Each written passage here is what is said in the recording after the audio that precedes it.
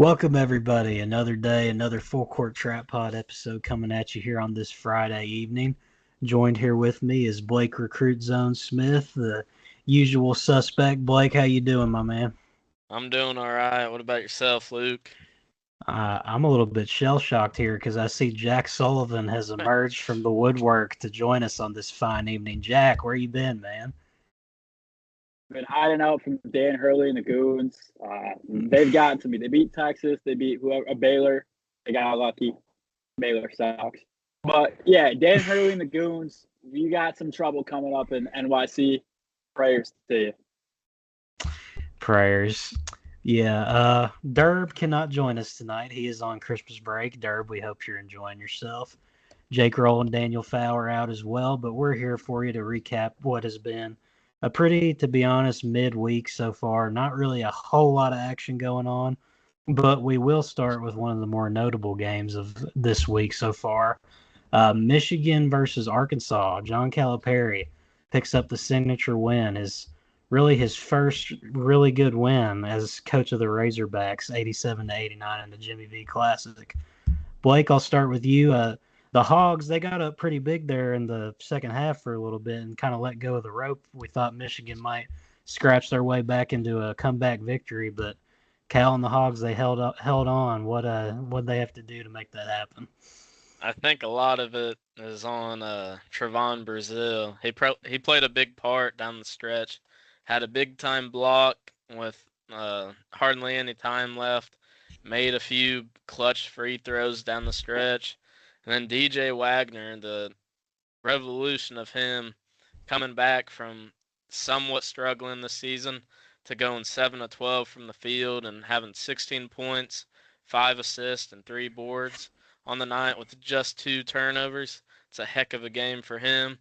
And then I also think that Boogie Flan was another X factor the other night against Michigan. He had 20 points. His efficiency was pretty bad, but then he had 7 assists and 2 steals as well. So, I mean, those guys played a huge part in that win. Yeah, it only took a month for my DJ Wagner breakout player pick to finally take some form here, but he was on a heater. I haven't seen him shoot like that his whole college career so far. That was impressive. And then we had Boogie Flam, like you said, a little bit inefficient, 6 for 18. Off the bench, Brazile, you mentioned he was great. Sully, what are we feeling about the first signature win of the John Calipari era at Arkansas? Yeah, I knew it was coming in this game. I'm going to be honest. I'm no fortune teller. I don't see the future. But this was the most obvious Arkansas win ever. They matched up pretty well against Michigan. Now, shout out Danny Wolf, future NBA player. That dude is a beast. The Jewish Joker, I think that's his nickname currently. Yeah. That dude's awesome. Anyways, though, I knew Arkansas was winning this game when I heard Boogie Flan had 40 people, 40 friends and family in attendance. So I was like, oh, well, take Arkansas. I don't think they were favored. They shouldn't have been favored, to be fair. I think Michigan was ranked 14th and still is ranked 14th at the time of this recording. So, yeah, shout out Calipari. Got a big win, but come January, it's going to be a gauntlet for every SEC team, to be fair. The SEC is the most stacked conference and possibly the most stacked conference in a long time of college basketball. There's a legit chance they can get 12 to 13 teams in the tournament. We'll see. I think it'll flame out at 11 though total.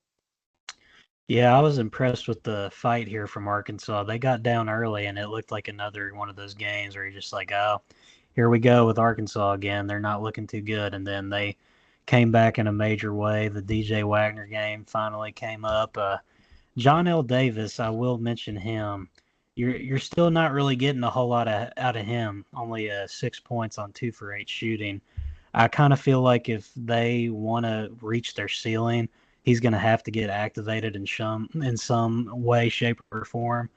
Shout out to Jonas Adu as well. He had nearly a double-double with 11 and 7. But I think for Arkansas fans, this is a pretty encouraging thing for DJ Wagner's progression throughout the season because you want to see him continue to rack up performances like this. And I think this is the way that Arkansas kind of has to win and find their bread and butter. And that elite guard play with Boogie and DJ.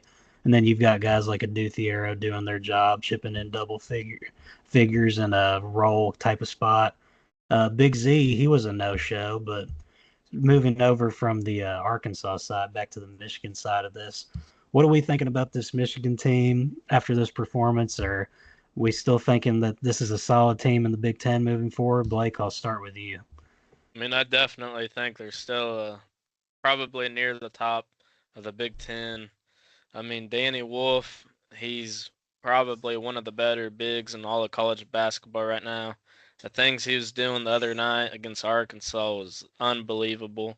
He's making some wild passes, had some pretty insane buckets near the end. I mean, the guy was practically putting that team on his back.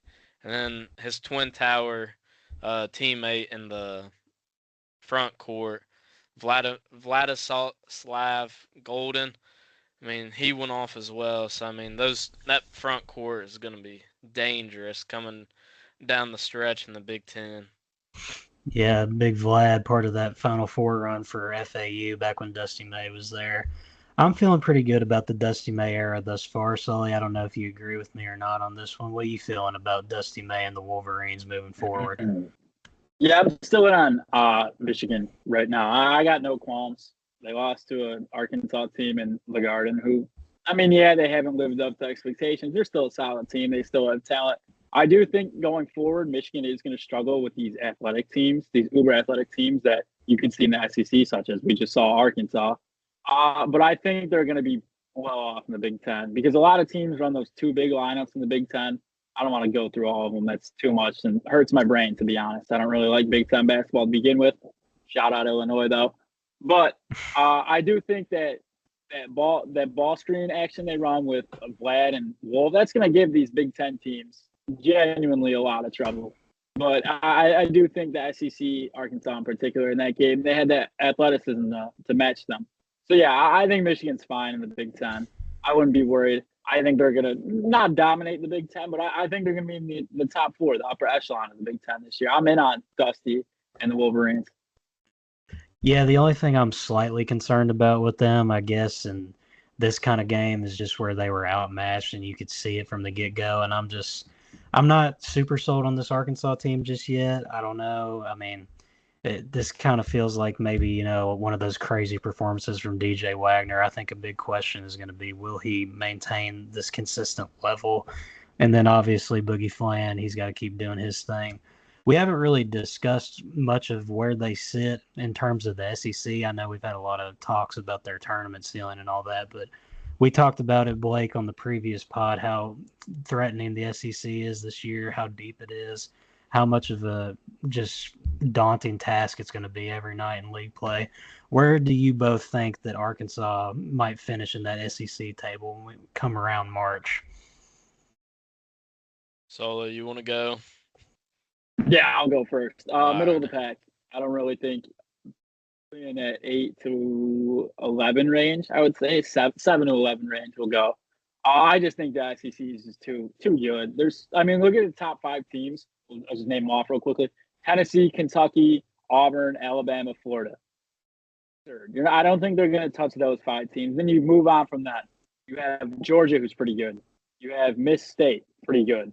Oklahoma, who's been pretty good now, I do think they're going to falter. Ole Miss, I don't know if I said them. There's more teams that I can't even mention off the top of my head. There's so many good SEC teams this year. Texas, they could be a tournament contender. I don't know. They actually got to start winning some quality games. Just lost to UConn at home, but yeah, they're going to be in the middle of the pack of the SEC, which I guess is fine. They're still going to make the tournament as a lower seed, but I don't know. I just don't think they can contend with the upper tier of the SEC at the current moment. Yeah, I definitely 100% agree with Sully's take, like 7 to 11 range for Arky.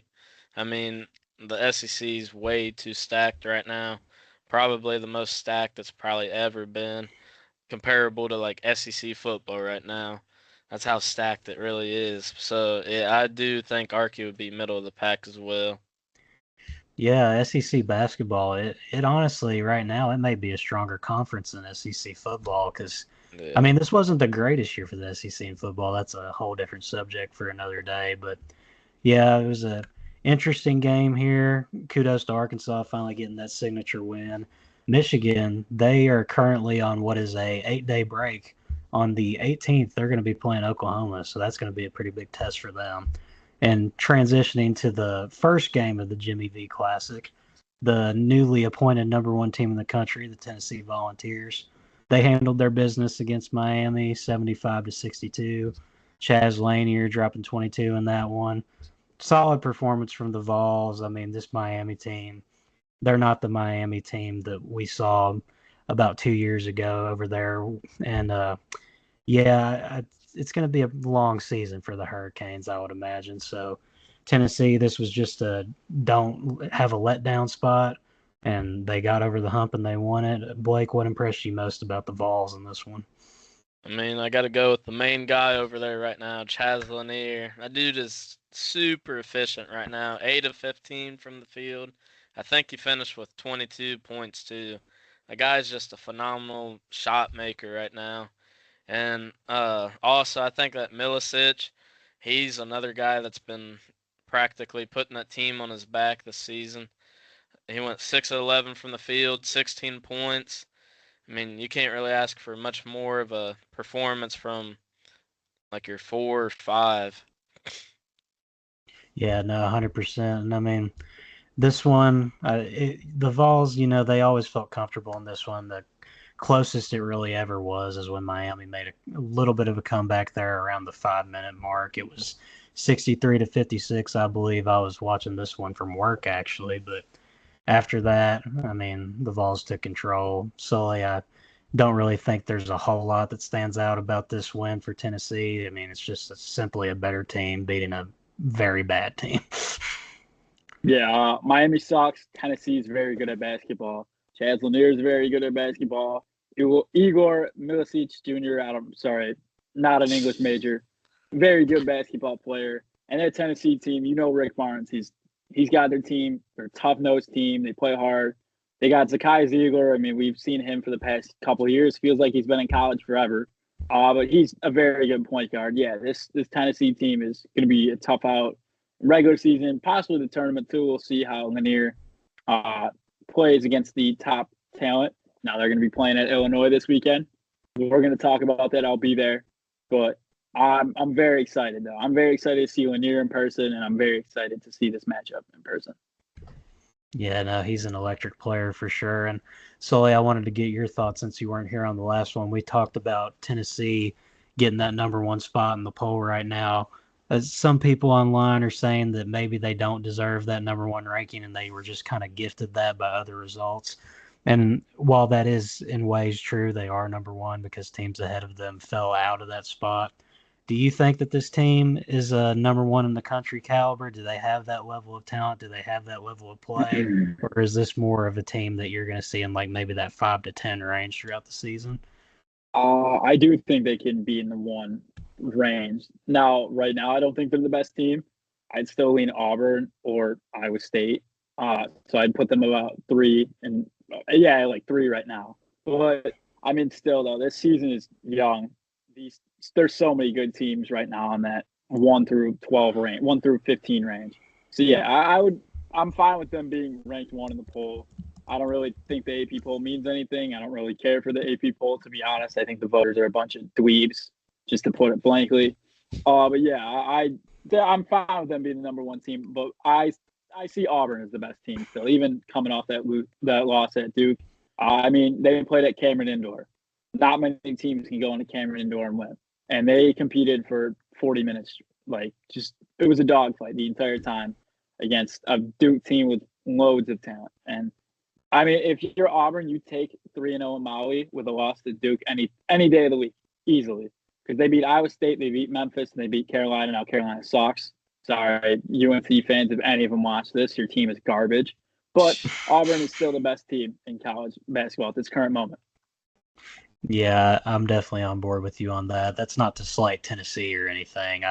They've earned the number one spot right now. They're taking care of their business and doing their thing. Now, if they do win at Illinois, I think they're at this point, they're the best team because this is it. They're going into a very tough environment. It includes me. Yeah, they're definitely going to be tested. Jack Sullivan's going to be there going crazy for the Fighting Illini. And transitioning back to the Miami side of this, I'm looking at the box score. I mean, they rolled out let's see, I'm counting it up. Looks like 11 guys throughout the game. Off the bench, they had 4 of their bench players out of the 6 they rolled out put up a goose egg in terms of production. And is there any chance that Jim Larrañaga can turn this team around? No, Yeah, a million times. That yeah, roster no. construction is about as bad as it gets. I feel like the state of college basketball has kind of ran past Larrañaga like a long time ago. Well, not a long time, a couple years ago or so when he had that really good team with like Isaiah Wong and guys like that. I mean, Norchad O'Meara. yeah, and the list goes on and on. And then frickin' Jalil Bethia, the guy was a 5-star, like top 10 to 15 coming out of high school. He's a freshman this year. That dude is like hardly getting any playing time. Like he's basically become a system guy. Like he's not being utilized completely right. Yeah, no, 100%. What are the chances? I mean, this may be a little bit of a hot take here. I don't really look too much into the state of Miami basketball as a whole, but what are the chances that Larrañaga just says, you know what, I'm done. I can't figure this out. I'm retiring. What do we think about that narrative? High, very high. Yeah. I just feel like, the fall off ever since they made that Final Four, it's just been going down slowly. And I just kind of feel like maybe Larrañaga's just losing that fire, losing his fastball in ways, which, I mean, it happens to the best of them. We've seen Tony Bennett go down, Jay Wright go down. Obviously, Larrañaga is not quite that caliber of coach, but he's still a very quality basketball coach. But moving on, I mean, not much more to discuss there. Tennessee, credit to you. You handled your business. Moving on to the team that Jack Sullivan is currently repping. They got a win on Tuesday night, a big one against the 20th ranked Wisconsin Badgers. Kasparis Giacchionis scored 24. Trey White had 23. Hard-fought game there for Illinois. Very, very good result for them. Blake, I know that we had eyes on this one. What do you think? I mean, this just kind of proved Sully's point from a couple episodes ago. It's extremely hard to win in tough environments against like higher ranked teams, like in March Madness, hypothetically speaking, like good March Madness teams. I mean, frickin' Trey White, Jacku. I'm not gonna try to pronounce his full name. I'll mess it up. Those guys and Kylan Boswell as well. Those 3 just put on a complete show against a Wisconsin team who, I mean, I think their ceiling right now is like Sweet 16, round of 32. Like I don't see them being like super good, but I mean, Illinois, they just put on a show. Yeah, for sure. Shout out to Brad Underwood. This was his 150th win as head coach. And Sully, I know that you're excited to get down there for this game against Tennessee this weekend, but what do you think about their W against Wisconsin on Tuesday? It's a big W. Kasparis Giacchionis, top 10 pick, easily. Kylan Boswell also went off.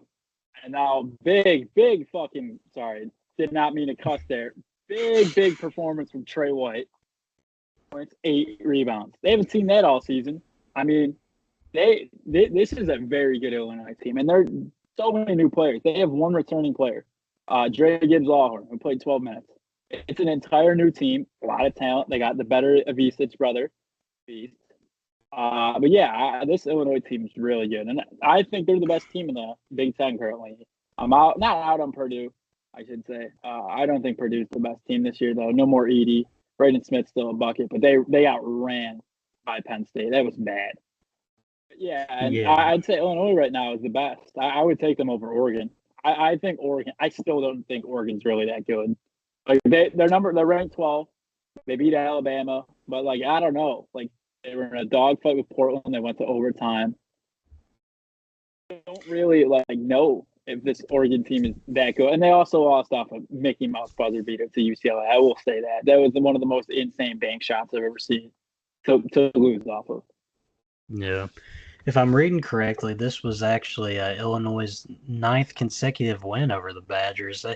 they're kind of destroying that rivalry. I mean, that's a very impressive number there. Almost got that thing to double digits. What do we got to do in Wisconsin to fix this, Blake? I mean, this wasn't their best outing on the night, but I'm not too discouraged with them as a team moving forward, but there's definitely improvements to be made. I mean, I really think we got to highlight John Tonji. I feel like he's been really inconsistent against like quality teams this year, minus that Arizona game. That Arizona team, they're just not good really, but they were ranked 25 or at top 25 at that point against Wisconsin. And besides that game, I feel like Tanji's kind of underperformed against decent teams so far. So I mean, you really gotta. I wouldn't put complete blame on one guy, but I mean, it starts up top with your best player, and I without a doubt think Tanji does need to step it up a little bit. Yeah, I was going to say, Arizona, we thought they might be a good team, but I mean, that narrative's kind of slowly starting to shift as the season progresses.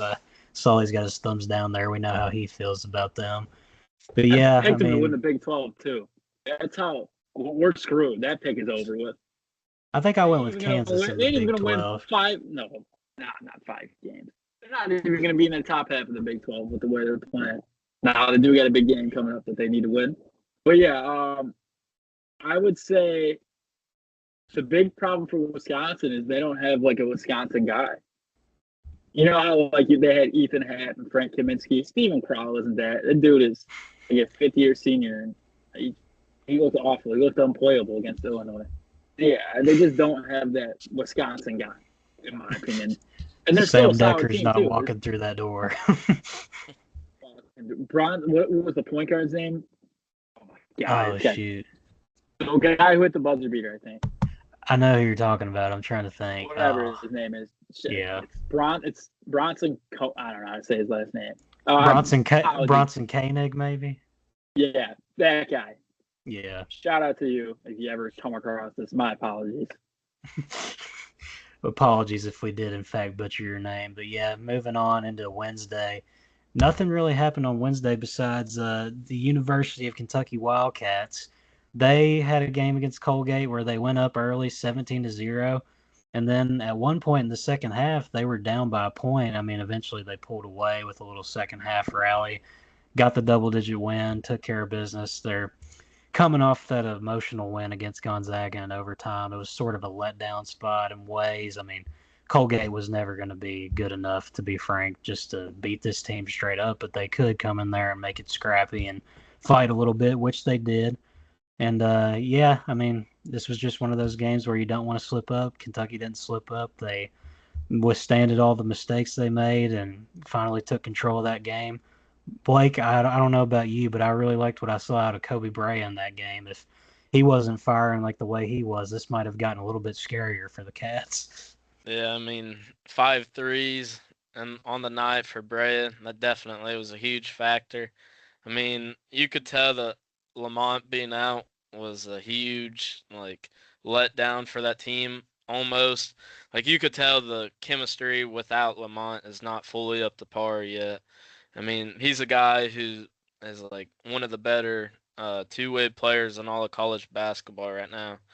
So I mean, it's really just a matter of those guards, the backup guards stepping up. But I mean, Travis Perry, I know he only played 9 minutes, but oh my God, if you're relying on him tomorrow against Louisville as a point guard or a backup point guard, then that game could get ugly. Yeah, no, I definitely think if Lamont Butler is out tomorrow, which we're going to get more into the preview of this game, but Sully, you might agree with me here. If Lamont is going to be down, and obviously they're down Kirk Creaser right now, I think the lineup that you want to see of some sorts is maybe Jackson Robinson or Kobe Bryant taking over that point guard role. And then whoever doesn't, they take the 2 guard and then roll out your usuals with Oweh, Carr, and Williams. But Travis Perry, not very inspiring. Colin Chandler, also not very inspiring. Really, you didn't get anything from your bench pieces this game, and they're going to need some of that production tomorrow against Louisville for sure. But strictly in the terms of this game, what did you see that was either discouraging or encouraging for Kentucky? Yeah, what I saw, Colgate hit a lot of shots. But how do you start up 17 zip and then blow the lead and losing in the second half? That should be talked about. That's unbelievable. 2-8 Colgate is not the Warriors, not the 15-16 Warriors, not the Kevin Durant Warriors. I mean, I don't know what it is. I wasn't on the sidelines. I was watching it on my MacBook. But I'm just very questionable of how you can blow a 17-0 lead. And that first 5 to 10 minute stretch from Colgate, they looked like the worst team in college basketball. They actually looked like a D2 team, and it was bad. But I remember that one shot was way off the side of the backboard. Oh, he hit the side of the backboard, and I almost turned the game off. It was a disaster. Anyways, if Kentucky comes out like that, they're going to lose to Louisville, which is the first time they would lose to Louisville at Rupp in 16 years, I believe, which is insane. Yeah, they need to figure it out. I will say, you got to give some love to Trent Noah. He came in there. He actually hit a pretty nice three there at one point when UK was trying to build upon their lead in the second half. Once Colgate was giving a little bit of a scare, you got some quality minutes out of the freshman from Harlan, Kentucky there. And on the Louisville game, Sully's going to be on remote over there in Illinois. I will be at Rupp tomorrow for the Louisville game. Excited about that. Get to see the first edition of Kelsey versus Pope. But transitioning back to what you said, Sully, about the 17-0 lead and kind of letting go of the rope, I'll let both of you have a chance to answer this. Do we think that this was more of UK coming out lazy and uninspired after such a high against Gonzaga? Or is it more of something that, play-wise and, what they were trying to do is concerning moving forward? Because for me, I just think the energy was maybe kind of lacking, and they thought, oh, we're up 17-0 on these dudes. We're going to beat the brakes off of them. But you all might think differently on that. I'd be interested to hear what you got to say. I got a mixture of both, actually. So I think, yes, I do think it was a hangover game. And they're like, all right, we're up 17-0. Who gives a shit? We're going to win. Now, it could have got bad if they continued thinking that and they didn't go on a little run. Now, my big overall question that's formulated over these past 5 games, what happened to the shooting? They're shooting 27% over their past 5 games. Now, they did hit 4 in a row at one point, which is insane. But still, though, long term, if this continues, I'm going to be more on the question of, were they just a hot shooting team in the beginning of the season, the first 5 games? Or is this just a slump right now that we're seeing through these 5 games? Because if this continues, they could start off SEC play dead serious. They could start off 1-6. If you go look at their schedule right now, that schedule is one of the hardest looking schedules I've seen in a long time. They play at Georgia, at Miss State. They get Florida as their first SEC game, and I said they're the sleeper to win. The SEC also my hot take. They're going to win it. They play Tennessee. They play Vandy. They should get Vandy, but even Vandy's better than they usually are. There's 2 other teams I'm missing in there at this moment. I'm not looking at the schedule. There's both ranked teams, I believe. But yeah, it's just the SEC's a gauntlet, and if they're going to come out shooting cold, shooting 27% from 3, they're not going to win many games. It's just that simple with how good this conference is this year.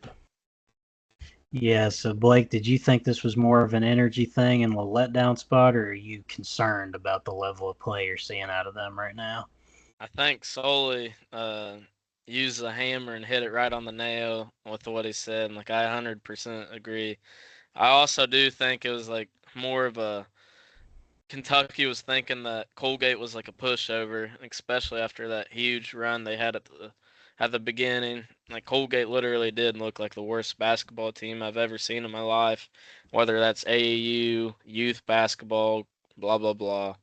I mean, yeah, I definitely think it's just a lack of concentration. And I mean, even on the defensive end, it didn't feel like they were highly engaged. They were going under screens. They weren't closing out there at the beginning of the game. It just looked bad. Second half, though, they started reeling it in. At I think it was an 11-minute mark, they kind of put the foot down and went on a pretty big run. I will say that I'm getting a little bit concerned about Jackson Robinson. I mean, he's stepped up nicely in this kind of point guard role that he's been forced into with the injuries, and he's distributing the ball well, but he shot 2 for 11 from 3 in this game, and if he's going to be putting up numbers like that going into a team like Louisville tomorrow, if you're down a guard or two, that's going to be a recipe for disaster. He's the guy that I think is going to go get you a bucket on this team. He showed it against Gonzaga when he got that floater with I don't remember how many seconds it was to go, but it expanded the lead to 4 in that game, kind of put the nail in the coffin for Gonzaga. But I definitely think you want to see more out of him. And Colgate, I mean, let's just be honest here. That's one of the worst teams in Division I college basketball. I mean, in the past they've made some noise and they've been a tournament team winning their conference, but that's not the case with this team this year, not yet at least. So would have wanted to see a little bit more out of Kentucky, just kind of running away with that one. But we're moving on from that one, and they've got a matchup against Louisville that we'll dive into a little bit more heavily here.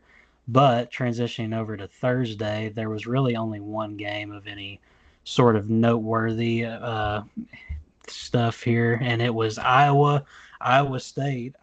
They gave Iowa State a scare, but the Cyclones did pull away by 9, winning 89-80.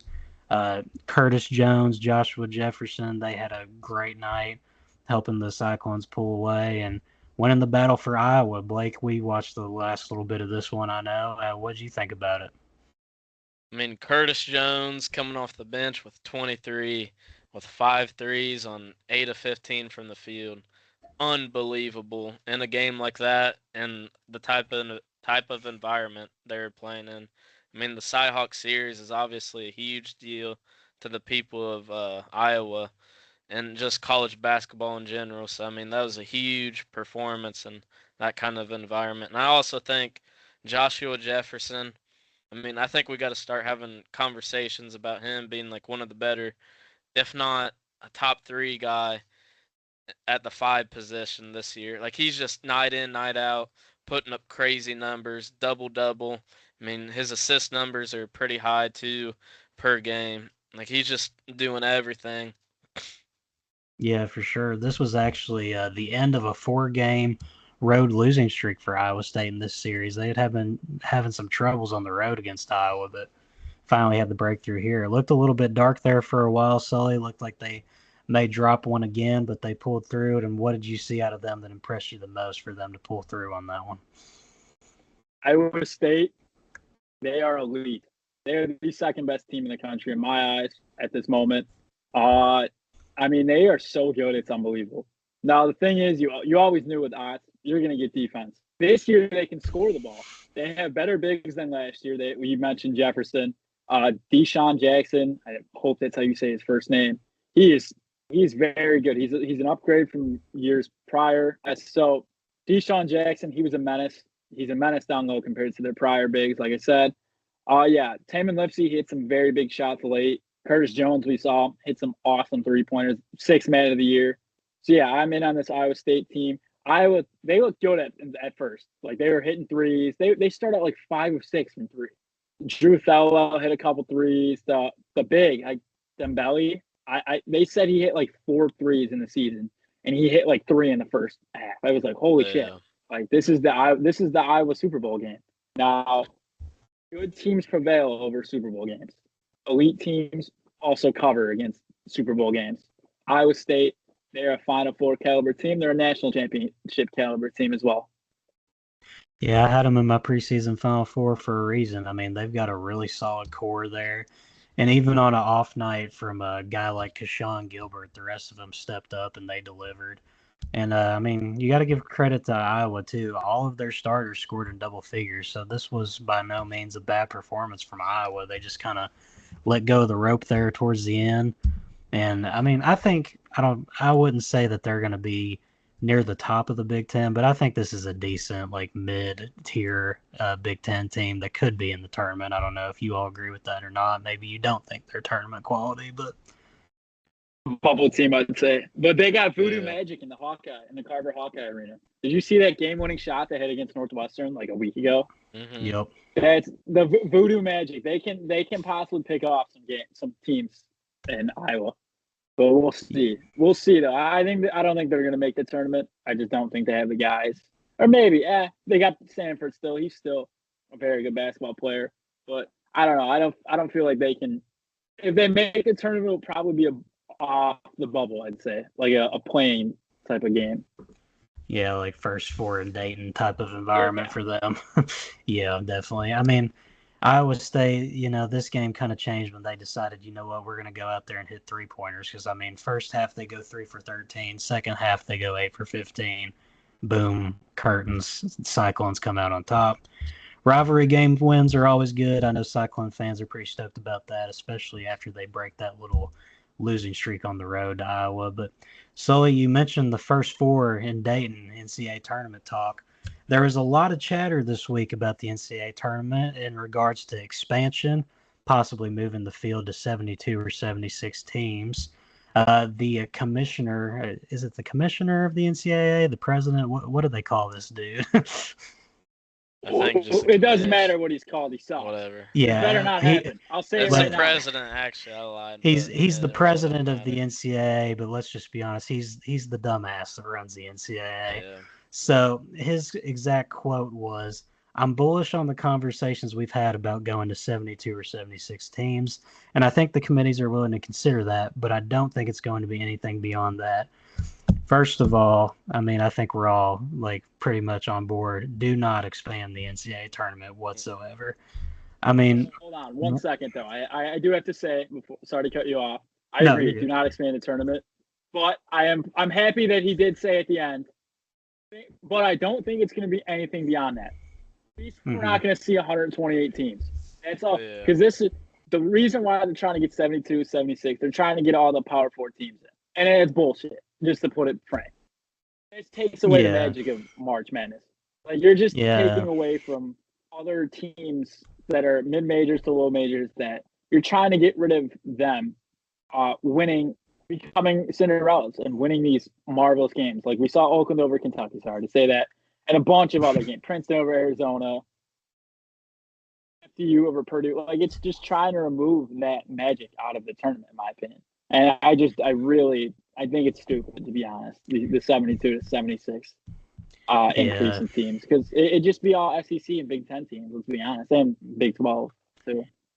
Yeah, it's definitely safe to say that Charlie Baker wasn't a popular man in the college sports world this week, was he, Blake? Heck no. I mean, it's just a big old money grab. I mean, everything in the world is anymore, but I mean, it's even worse with the NCAA right now. I mean, yeah, more games than March Madness. It'd be fun to watch. But I mean, not hypothetically speaking, but like coming off the brain, that's an awful decision to expand it. I mean, it's a money grab. The fans don't care about that. B, it just takes away from the magic of it. I feel like how Sully said, like some of the mid majors, low majors that sneak in probably won't have as big of a chance. And yeah, I just think it's a bunch of BS, to be honest with you guys. Yeah, I mean it only rewards like the underperforming teams of the major conferences. Like I don't know who was on the bubble last year. Does anybody remember off the top of their head that didn't make the cut that was on the bubble? St. John's. They did Yeah. not make the tournament Yeah. last year. It's going to reward teams like that. Yeah. You're not going to get teams that like deserve a spot. Like, a scenario last year where Indiana State, everybody was really high on them, but they fell in their conference title game and people wanted to see them in there.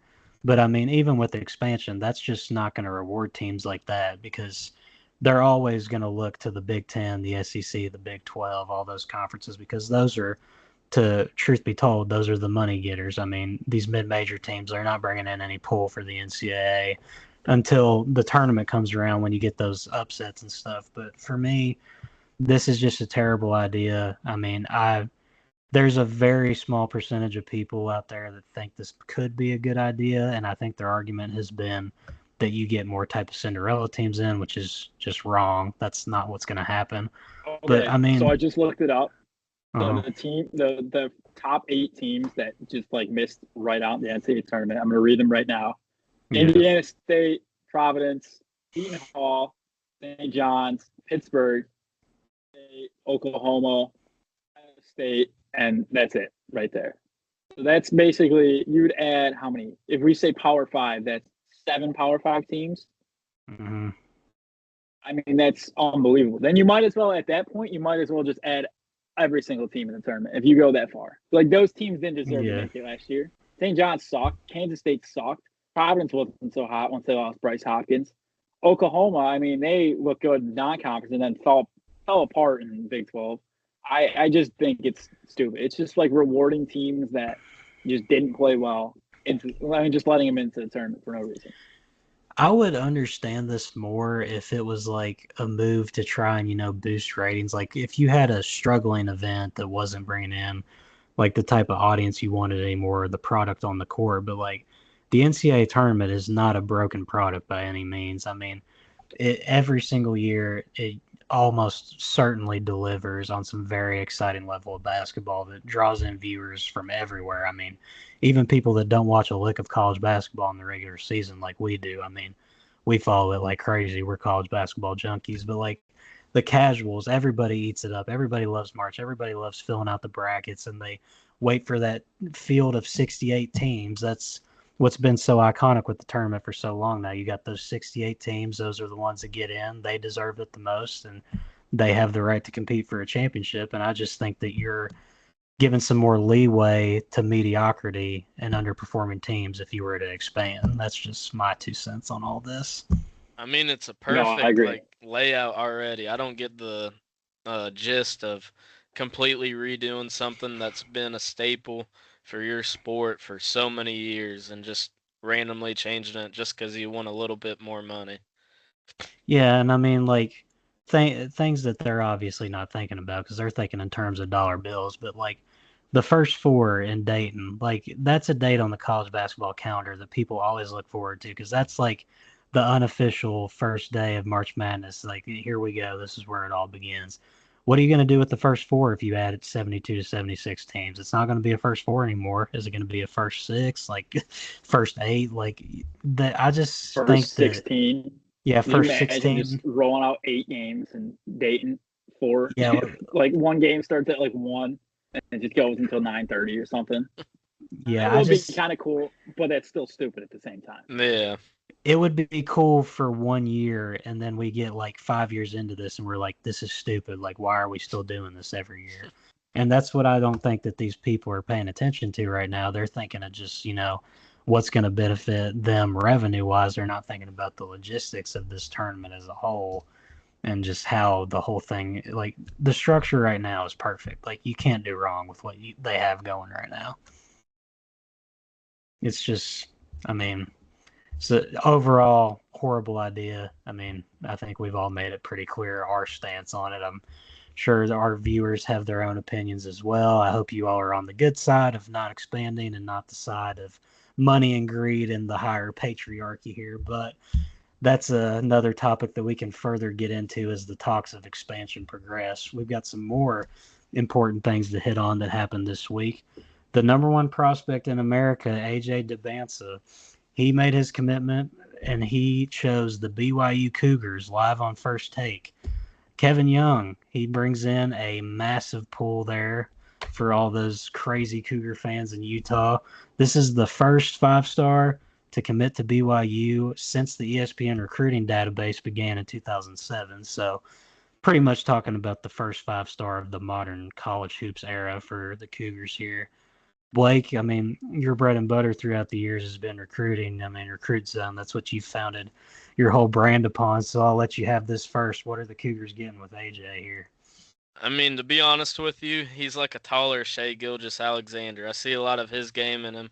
I mean, his movement with the ball to create shot opportunities, it's really similar to that.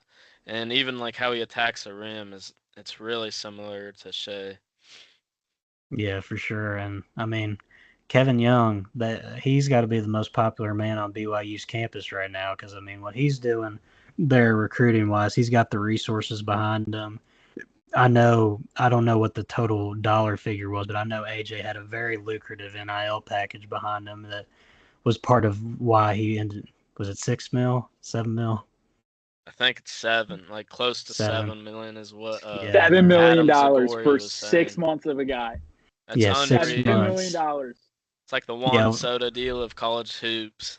It's unreal. yeah, and I mean, I don't know about you, Sully, but I think, with NIL still being a relatively new thing in terms of recruiting and all that, I think this might be the first of many big, like, lucrative deals we have for the top prospects in the high school ranks. I don't know about you, but I think this is just the beginning. Very on class because I think AJ Dybantsa, he's generational, to put it lightly. He's awesome and he's an awesome player to watch. So I'm not shocked he's getting $7 million. But I think if you move down to classes, for example, the 2023 class, like seeing DJ Wagner as like the number one overall guy, you're probably like, we ain't giving this dude for $2 million, respectfully. And then you go to the next class, you see Cooper Flagg. All right, we're giving him $5 million. You go to AJ in 2025, $7 million sounds about right, and you just keep moving. But yeah, I think $7 million is insane of an overpay, but make your money, my man. Can't hate on you for that. But BYU is a Mormon church, and they have trillions of dollars in that war chest they currently have. It's nuts. Now, I do have one big thing though that we need to talk about. Did you guys see North Carolina's pitch to AJ? Have you guys No, come I across did not. that? Wasn't it Oh my trashing God! someone like another team? I thought. Or am No, I no, no, no, wrong? no, no. It wasn't trashing him. It is the most insane pitch I've ever heard. What So was it again? their pitch to AJ was, you need to come to a blue ball. Look at what Zion Williamson did at Duke at a blue ball. Oh, I did. Yeah. Rival. I didn't hear That is about your that. rival. Yeah. That. You actually get out. You're fired. You never hype up your rival. The most unbelievable pitch I've ever seen. Shout out Greg Waddell for showing me this too on Sleepers Media. I don't know what the hell. What was that? What Hubert? Hot seat Hubert immediately. I don't care. I don't care what they do the rest of the season. Hot seat. The hits just keep coming for North Carolina. I mean, they're already having a terrible season as is, and now you're down bad, grasping at straws to get a recruiting pitch. Though. Yeah, hey, the football team does have some good stuff cooking for them right now. But yeah, this was a hell of a get for Kevin Young and BYU. I mean, this guy's only a couple months into his tenure, and he's already making a splash like this. So I can only imagine what's to come. And he turned down some good schools to go to BYU, Bama, Kansas, UNC. I mean, UNC right now, they're kind of a disaster. So maybe not the most lucrative destination as of now, but I'm definitely excited to see how his time at BYU will play out. Hopefully, he's completely healthy and nothing goes off the track so their NIL investment can be worthwhile, and so that AJ, who we might see as a generational prospect, we want to see him develop and get the most out of his college experience. I'm definitely excited to see what he can cook up. Before we move on to the next topic, Mm-hmm. just hit me. Right now, you're the GM, whatever NBA team. You have the first pick. Are you taking Cooper Flagg or AJ? First pick. It's between these two. Who would you take right now? Let's say they're both in the same draft class. Between these two, you don't have to give any explanation. You can just give a 2-word answer of their name. Who are you taking right now? That's a tough one. I think I'm just going to go. I'm not going to overthink it. I'm going Coop just because, you see what he's doing at Duke right now. He's putting up double-doubles on the regular. He looks comfortable, and I think that he's going to just be a very, very talented player for years to come. So if you're making me pick right now, I'm going with the proven commodity of Coop. So, what do you think on this one? I'm going AJ. I think he's special. When I watch him, I love basketball. He takes some insane shots. Doesn't matter. He is just built different. He's just a bucket getter. That's who he is. And he's always going to be a bucket getter for his entire career in the NBA and the 6 months in college basketball. Yeah, Blake, what say you? What was the question? I'm sorry, my Sully, this was Sully's question. He said, assume that they're both in the same draft class right now. I mean, you don't have to elaborate on this much. Just go with your gut. Do you take, if you're an NBA GM, Cooper Flagg or AJ? I'm going Cooper. That was my answer. He's going AJ. That's a really hard one. I feel like I got to go with Cooper, to be honest with you. I just feel like he contributes a lot more on every side of the floor. I mean, obviously AJ is 10 times the scorer as Cooper as of right now. I mean, Cooper, his ball handling has proven to be shaky at times. His shooting is pretty bad to see right now. He's not consistently hitting shots, but I do think overall as a player, I do think Cooper Flagg is the guy to go number one if they hypothetically were in the same class.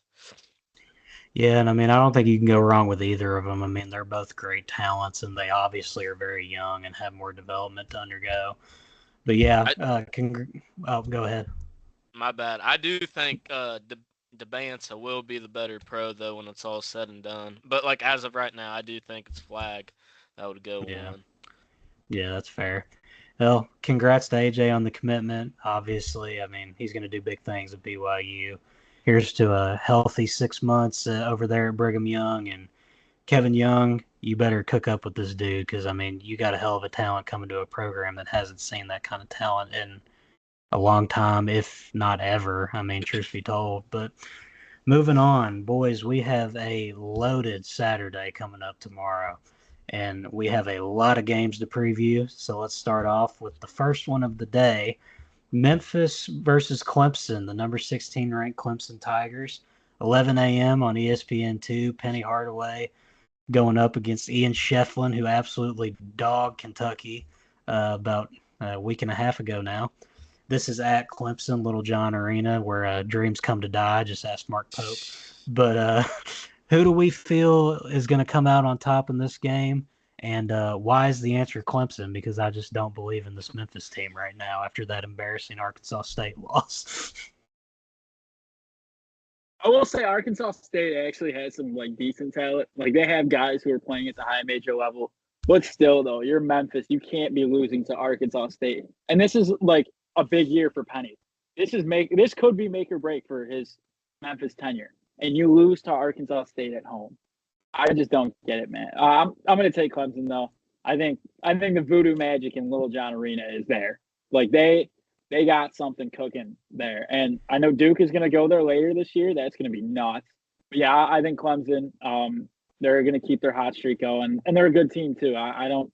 I'm not gonna blame them or say, oh, they shouldn't have beat Kentucky. They should. They out physicaled them. They played better than them. It's not. I don't think that's up to debate anymore.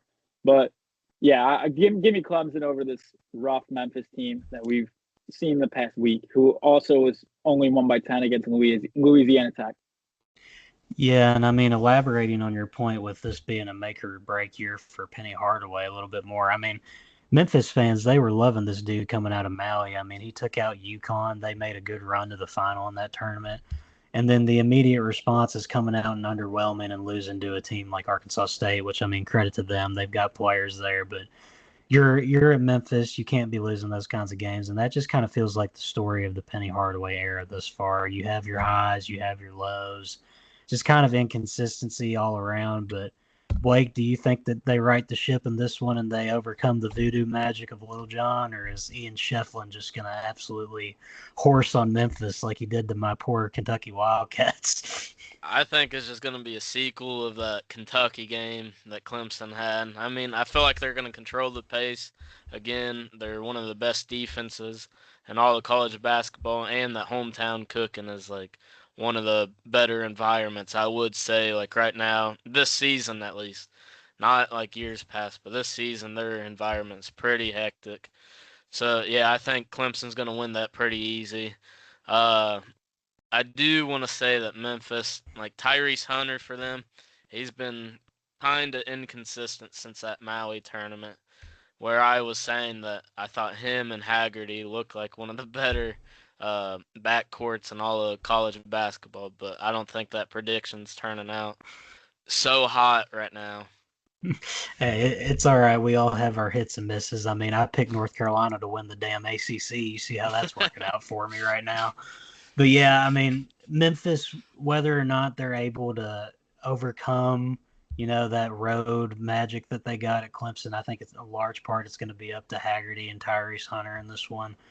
They got to come out. They got to be efficient. They can't be shot chucking the whole night. And you got to contain just that very solid group of, Clemson's core with Shefflin and You got the dudes like Chase Hunter. I mean, those guys, you just got to get them out of their game and just kind of control tempo and come into that hostile environment and just kind of just take the air out of the gym, in my opinion. But give me Clemson in this one. Do we think Clemson's covers, Sully? Are we going to go that far? What is the spread? Do we have the spread? 6.5. Yes. In favor of Clemson. I think they cover. Mm-hmm. We'll take the spread. We'll take Clemson minus 6.5. Nice, 6.5. Okay, yeah. We'll keep that in mind for Fade the Trap. Maybe we'll put one out on the socials tomorrow afternoon before we all go to our respective games tomorrow, or at least me and Sully do. Hey, if it's me, we all know what mine is. Yeah, we know who you're locking in. One pick. The only question is it money line or is it covering the spread? I guess we'll talk about that later. We'll save that for we'll save that for the preview. But moving on, we've got a neutral site battle here against one of my least favorite teams in college basketball, the number 17 Texas A&M Aggies. They are going to Gainbridge and taking on Purdue, home of the Indianapolis Pacers, or the Indiana Pacers, excuse me. I've got a lot of bad memories at that arena. So, St. Peter's, the ghost of Doug Eddert, he lives there. I don't know who's going to come out on top of this one. I'm going to think about it here for just a second. Sully, I'll let you take the lead on this one. Who wins between the Boilermakers and the Aggies? Oh, I really want to say it. I do want to say it. And, Luke, it's going to hurt you. Mm-hmm. Oh, give me Texas A&M over Purdue in a semi-away neutral game. I don't know why I have the feeling this is a Wade Taylor game. I just got it. It's just in me that Wade Taylor is going to have a game. And I don't know. I feel like Purdue, you can kind of figure out what they're going to do. Oh, another thing. Texas A&M. They are one of the most physical teams, and I think they could be physically demanding on Purdue's front court. And Purdue's front court's been lacking this year. Obviously, TKR is very good. But other than that, they don't really have any other big bodies down low. And meanwhile, Texas A&M, grown men in the paint. And they crash the glass like there's no other. Yeah, I'm going to take Texas A&M in Indy. I'm not sure if I like it because I hate going against Purdue in their own state and in Indianapolis. But, I mean, still, I really feel like this is a Wade Taylor game. I just feel like the physicality Texas A&M brings could really stunt Purdue here. Yeah, it could be a Wade Taylor game for sure, but he's either going to shoot 40% or lower in the process. I mean, don't expect too much efficiency from him. That's just kind of been the story of his college career. Blake, are you on board with the Wade Taylor game here? Or are you going with the Boilermakers? Man, I'm going to have to go with my home state here, the Purdue Boilermakers. I think Braden Smith ends up having Wade Taylor in hell, to be honest with you.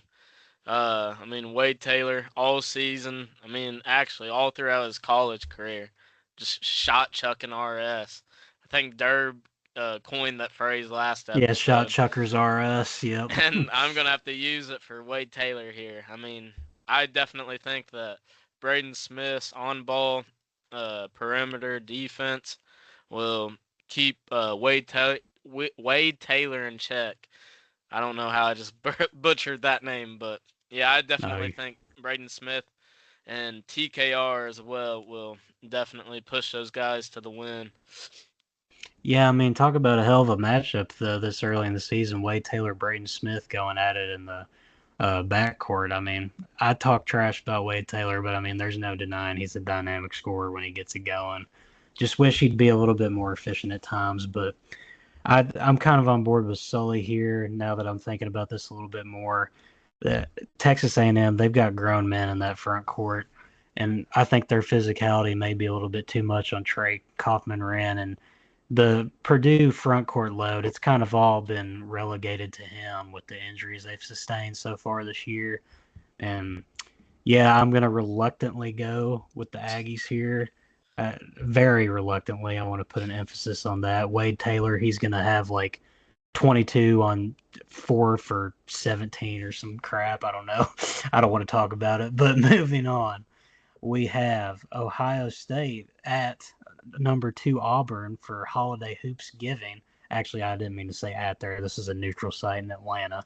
But Ohio State, they're running a little bit of a gauntlet here. They're getting two of the best teams in the SEC with Auburn, and then they got Kentucky next Saturday, I believe, in the CBS Sports Classic. I think Auburn's the best team in the country. I'm not going to overthink this. Auburn's going to win. Johni Broome, he's going to take over and just do Johni Broome things. Bruce Thornton, I think, is going to be a big key in how Ohio State keeps this game close or not. But War Damn Eagle, I'm not overthinking this one. Blake, what do you think? This might sound bad, but I do think that Ohio State could give Auburn semi-fits. What do you think I was going to say? I thought you were going to actually think they're going to win. I was going to say no. No. Give me the Buckeyes. Oh, my God. Oh, my. Besides Bruce Thornton and John Paul Mobley, I don't think they have the guys to make them or lead them to win. That Auburn team is just too tough, top to bottom, physicality-wise, and just pure raw talent. I mean, Johni Broome, like that whole team is just phenomenal this season on both sides of the ball. So give me Auburn by 10. But there is a world that they could potentially make it a game. I'm not going to flat out say it, but I guess to an extent I am going to flat out say they could make it a game. And just rip that Band-Aid off, Blake. They're going to make it a game. Sully, you've been kind of shaking your head throughout listening to Blake's spiel on Ohio State keeping this close. I'm guessing you're going with Auburn big in this one? No overthinking it. Let's pose a question right now. Who on Ohio State's going to stop Johni Broome or Johni Broome? Nobody. Here comes Aaron Bradshaw. Aaron Bradshaw coming off a suspension. Oh, before we move on to the next team, though, I do have a quick and very big update. Yeah. Just beat Indiana by 17 points. Nebraska did? 68. Yeah. Oh, my God. Nebraska. Okay. Before we Mike continue Woodson with the podcast, Mike Woodson, your days are done. You're fired. He should be fired. I mean, the dude is putting up Hall of Fame numbers for being ass. Like, it's unreal at this point. It's a disaster. Blown up by IU. They just get embarrassed by Louisville, who, I mean, they're nothing special this year, which we'll probably talk Bryce about Williams later had on. 30 points, too. Jesus Christ. It's unreal at this point. And they're struggling with recruiting. So, I mean, Mike Woodson, yeah, you might as well just call it a career. Yeah, Mike Woodson, go ahead and just, jump off the Titanic before it sinks. Go ahead and get LinkedIn going. Start finding your next job. Who knows? Maybe you could get, like maybe some sort of what kind of low position could he get? Maybe he could just start studying film with the grad assistants or something. I don't know. I mean, this dude sucks at coaching basketball flat out. In the preseason, Sully, I think we were all kind of high on Indiana. I picked him to win it. Yeah. I did too, I think, actually. Now that I'm thinking about it, yeah, I did pick Indiana. Huh. Guys, we suck at making predictions on this podcast. I'm just going to be flat out honest. I think we got to retire the prediction portion of this. Yeah. We just need to know more predictions, just talk current moment, analyze what we're given on a day-to-day basis, because so far I've said North Carolina would win the ACC, Indiana would win the Big Ten, Kansas to win the Big 12. That's looking sketchy. I had Alabama winning the SEC. Who knows where that's going to go? We're struggling, guys. I mean, what the hell? This is rough. But yeah, getting back to the subject at hand here, War Damn Eagle. Todd Pettiford, go show out, my boy. I love your game so far. But not really much more to analyze on that, besides that we suck at predictions. And Mike Woodson, go ahead and pack your bags. Moving on. Xavier and Cincinnati. We've got the Battle of Ohio schools here. Cincinnati, their one loss on the year comes to a piss-poor Villanova squad. I don't really know who I want to go with in this one. This kind of just seems like a battle of mid. I think I'm going to roll with Cincinnati here because they have the home court advantage over there at Fifth Third Arena. And, give me a big game from Cincinnati, and they take home the battle for Ohio. So who you wants got it this next? one before me. Who wants to discuss the battle? I don't like either team, to be honest. Crosstown shootout is pretty cool. The fight they had years ago, pretty cool. But it's Cincinnati. Jizzle James game. That's all I'll say. Let's go Cincinnati. Cats. Give me Zach Freemantle and the Musketeers by 5. Now, Blake, before you put that prediction in stone, I will say that the one ranked test Xavier has so far this year was a 25-point L at the hands of Dusty Mays, Michigan. Oh, I know. Yeah, so I'm still sticking by my sword. Yeah, no, Michigan's not a bad team by any means. That's just more so to say, Xavier, they've only had one real test so far this year that you could say, Yeah. and didn't really meet the challenge there. I think they also, somebody correct me if I'm wrong here, didn't they play South Carolina and TCU as well?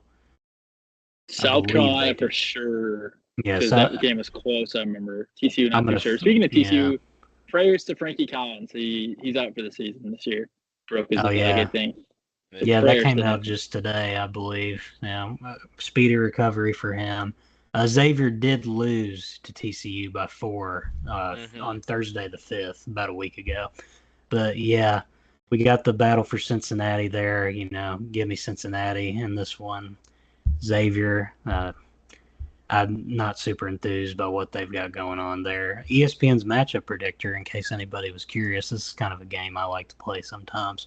81% Cincinnati, so we know who they're riding with in this matchup. But moving on, now that we've all picked, we've had clean slates, I think, so far. And have we all picked the same team in every game so far? I think we have. No, because Blake picked Purdue. We both. Oh wait, no, yeah, that's the one. I'm the one wild going card against there. you guys. Yeah, okay, so this is going to either, these clean sweeps we've had, they're either going to look really smart or we're all going to look like dumbasses on Sunday, so we'll see what happens. But moving forward, we have Wisconsin going to Butler. This is another neutral site matchup. It's also at a Gainbridge Fieldhouse like that Auburn-Ohio State game is. Or not Auburn-Ohio State, excuse me, the Purdue-Texas A&M game. Butler, they're coming off a loss to the North Dakota State Bison. Shout out to all my friends in Fargo, North Dakota. Bison got that one done. Mid-major to watch there the rest of the year. But in this one, no, I'm not doing it. I'm not picking the upset. Give me Wisconsin. Sully, what do you think? Any team that loses to Austin Peay and North Dakota State in the same year is not getting my pick. Give me Wisconsin in the bounce back. Yeah, I'm out on Butler. They ain't making the tournament. Let's go. Let's get to the next game. Once Blake picks, of course. Yeah, I mean, obviously, I'm going to go with Wisconsin here by 8. Tonji bounce back, big game. All that needs to be said. Tonji, he feasts on these lower tier teams, so this is a get right spot for him. Yep. And I mean, I was gonna make it sophisticated there at the beginning. I was thinking, maybe Butler they pull this off. No, I don't see it happening, not at all. So moving past that one, we got UCLA versus Arizona. What was formerly a Pac-12 battle, which is now a Big 12 versus Big 10 battle. Conference realignment there for you folks. It's a wonderful thing. Arizona sitting at 4-4 on the year so far. Not super impressed with what we've seen out of Arizona. I mean, there were some lofty expectations for them going into the year. People thought that this could be one of the better teams in the country. Maybe not one of the elite teams in the country, but a good team. And I mean, so far, they've lost 3 out of their last 5. Lost to Duke, lost to Oklahoma, lost to West Virginia. Not looking good for Tommy Lloyd in Arizona there, Sully. So I'm going to go with UCLA here. I'd be curious to see what you all think on this one. I have a feeling this may be another clean sweep for the Bruins here. Blake, do you want to go first here? Yeah. I'm going to have to go against you, Luke. I think Arizona. I'm going with Arizona here. I'm not buying UCLA. Honestly. Obviously, Arizona hasn't been living up to expectations. But I just don't think this UCLA team can sustain these performances how they have lately against Cupcakes. Well, scratch that, minus the game against Oregon they had. I just don't think they can sustain that. In that game, and I'm taking Arizona too. After seeing that game-winning shot they had against Oregon, after seeing that game-winning shot against Oregon, we're against UCLA for a game. Caleb Love game. Arizona's going to go off. Arizona Wildcats. I will say UCLA's lone loss on the season is to the mighty New Mexico Lobos and Richard Pitino. That's a resume. Well, not really a resume stain. New Mexico's a solid mid-major. They've got some dudes there with Donovan Dent and some other guys. But, yeah, UCLA, they really have not been tested at all this year besides that Oregon game. They beat a pretty mediocre Washington team by double digits, and this is definitely going to be, a prove-it game for them. If they truly are worthy of that top 25 ranking, they're going to have to pounce on this one and get an Arizona team that's kind of at a low moment right now. But I see that you all are buying stock in Arizona while it's at a little bit of a low point. I can respect that. I respect the play there. I guess, before we move on from this one, for you two, since you're picking Arizona, who do you think is going to have to, step up and take over for them to be efficient in this game? And is Caleb Love going to put up another shot-chucking masterclass, or is he going to try and, just be a team player for once in his college career? I'm sure he's going to shot chuck. That's just the player he is. But, if he's going to do that, then he's going to have to hit, at least over 40% of his shots against UCLA because, they're not a pushover. Obviously, I'm not too big on them right now, but they're still not a pushover team. Mm-hmm. Yeah, Caleb Love, he's going to shoot. Today they're going, or tomorrow they're going in. Arizona. Bye. Before we move on, who wants to guess Caleb Love's field goal percentage so far this year? Here, let's play this game. Hey, Siri. What's Caleb Love's field goal percentage? It's not going to work. I've got the answer for you. It's 30. It said you'll need to install the health app, whatever the fuck that means. It's 37.2 for Caleb Love so far in the year with 29% from three. Hall of Fame shot chucker numbers right there from the beloved former North Carolina Tar Heel and now second-year Arizona Wildcat. But moving on from this game, UCLA, I'm riding with you. Please don't let me down. We've got Seton Hall versus Rutgers. God. Should be a battle. We'll see who comes out on top here. Give me I'm not super enthused by this matchup, to be honest, but I'm going to take Rutgers in this one. I think that Dylan Harper balls out and has a hell of a game, and they win.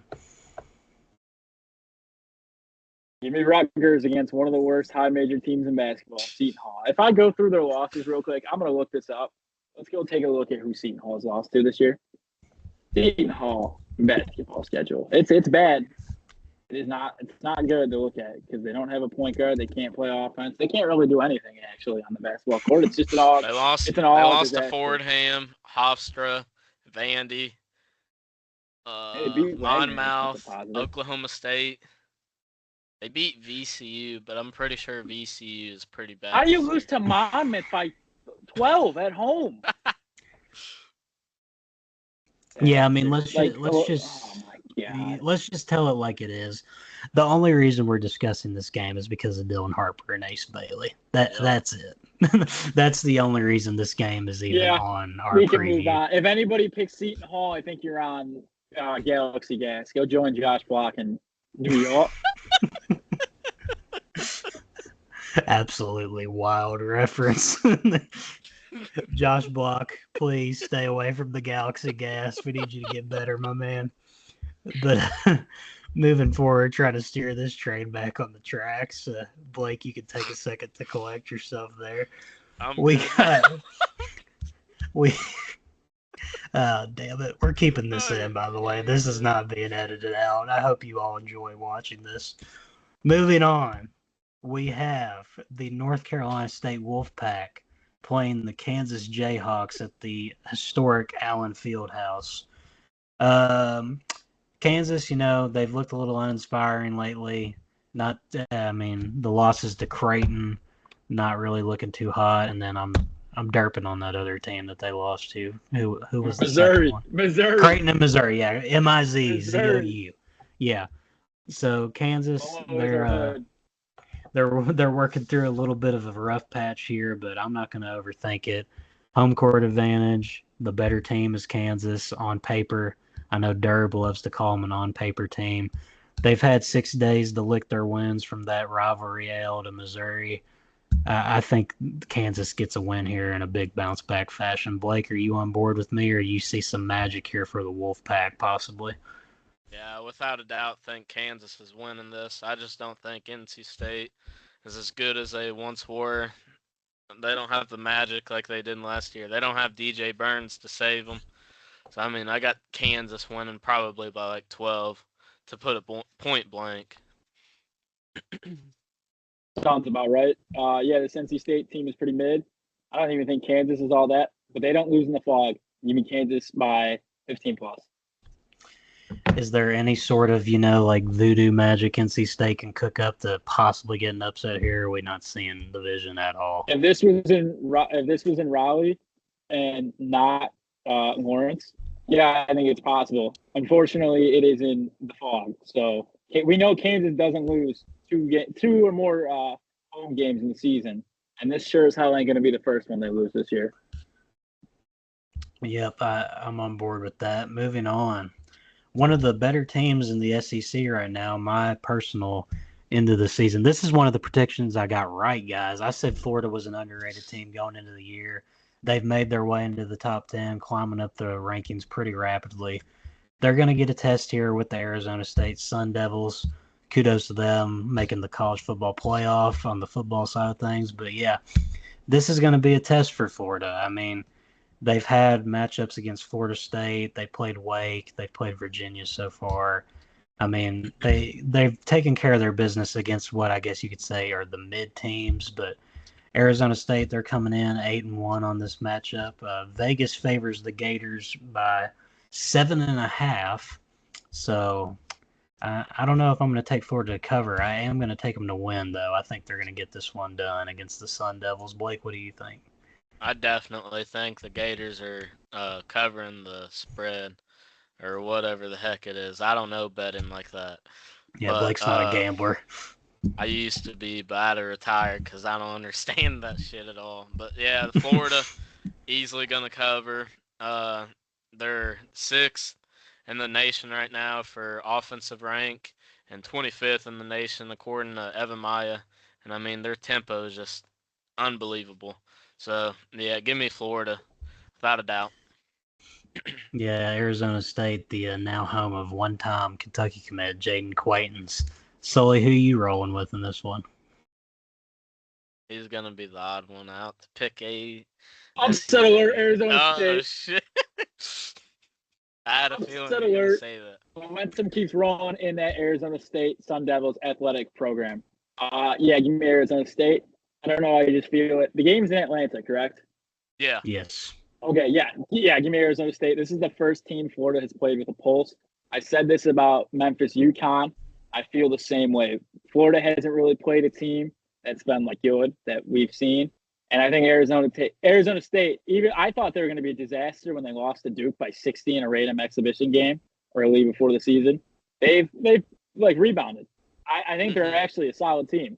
So I'm going to take Arizona State. I think this is the one chance for Bobby Hurley to make the turn and not be a complete disaster at Arizona State. Yeah, I mentioned Jaden Quaintance. I'm looking at his stat splits just out of curiosity. I wanted to see how he's doing. He's actually not been bad. He's averaging almost 8 points a game, 8 boards, and 50% from the field nearly. That's pretty solid numbers for a freshman there. But, I like this Florida team too much as a whole to go against them. You got Walter Clayton Jr., who's averaging 18 a game so far this year. Guys like Will Richard. This Florida team, top to bottom, they're loaded with talent. But just one of the top teams in the SEC. I think we could see them finish in that top half of the 3 to 5 range in the conference. Sully, I think when you were with us on the last appearance you made, you said that Florida might be a dark horse to just flat out win the SEC, right? That's my hot take. I think they're going to win the SEC. I don't know the schedule, so I'm kind of actually really just taking a shot in the dark and throwing a dart at a dartboard blind. But I'm confident. I think this team is very good. The problem is this is like the first actual solid team they're playing because I don't think Wake Forest is that good. I sure as hell know Florida State ain't that good. Sorry, Leonard Hamilton, your time is past due. Yeah, so I'm gonna take Arizona State. I think this is a big upset spot. I'm gonna take their money line. Honestly, I got faith, not a parlay because that'll be a nightmare. Yeah, give me that trio of Walter Clayton, Alex Condon, and Elijah Martin. I think they take care of business and they get their first, kind of solid win of the season so far against not like mid teams like Virginia that makes me hate watching college basketball. Moving forward, we've got another matchup here that I am going to be in attendance for tomorrow at 5:15, Rupp Arena. UK taking on U of L. Pat Kelsey versus Mark Pope, the first edition of the rivalry. Louisville hasn't gotten a win in Rupp Arena since 2008, I believe, is the last time that they went into Rupp and won a game. This team has been riddled with injuries. I mean, Kayshawn Pryor has been the most notable one. That was a big loss for them. I mean, their heart and soul in the paint. He was a force there. He was looking impressive in what was it? What was that MTE that they were in called? I completely forgot. Battle for Atlantis. Yeah. Mm-hmm. Yeah, they were cooking there, and then obviously the injury bug came calling, and now it's not looking so great for Louisville. They just struggled with what was that team they played recently? Was it UTEP that they? Yeah, UTEP. They only won by 3 at the Yum Center. I think. For me, I think Lamont Butler's status is still in question for Kentucky, and that's obviously a huge question mark because Kirk Kriisa, you already know going into this game that you're going to be down him, and if you lose Lamont for another game, that leaves you with either Travis Perry at the point guard, or you're going to be leaning on Jackson Robinson to come take over that role, and then kind of feed off of Kobe Bryant and Otega Oweh, and then that front court of Carr and Williams, but I think that even with, the loss of Lamont Butler, if he indeed does not play, it's not for sure right now. I think the early indicators are saying he might not give it a go, but we'll see. I still think Kentucky's too talented top to bottom. And if you are going to cook up a recipe for Louisville to go into that and win, Chucky Hepburn's got to go off, I would imagine. He's going to have a solid game. And then their other guys, their role players are going to have to step up and be effective for them. Guys like, Noah Waterman, and then you got Terrence Edwards. He's going to have to step up. But I think I'm going to go with Kentucky in a close one if Lamont doesn't play. If he does play, I think it could get a little bit out of hand because I think this Louisville team's just down, too many players right now. But Blake, what do you think about this one? To put it short and sweet, I think Kentucky is going to win probably by, I'd say 6-10. Louisville struggled against like high quality teams all season. I mean, they got ran out of the gym by Tennessee. They blew I think it was a 14-point lead Duke, who Kentucky already beat early in the season, and they also just got their butts whooped by Ole Miss by 23. And in all 4 of those games, 3 or 4 of those games, turnovers were a big issue. And I don't see that changing against Kentucky, to be complete honest, in a crowd or environment that's going to be hectic as can be. I mean, that rivalry is one of the best, if not the best, in all of sports. And I don't see a world where Louisville wins this one, even without Lamont tomorrow, which, I mean, it's not looking promising as of right now.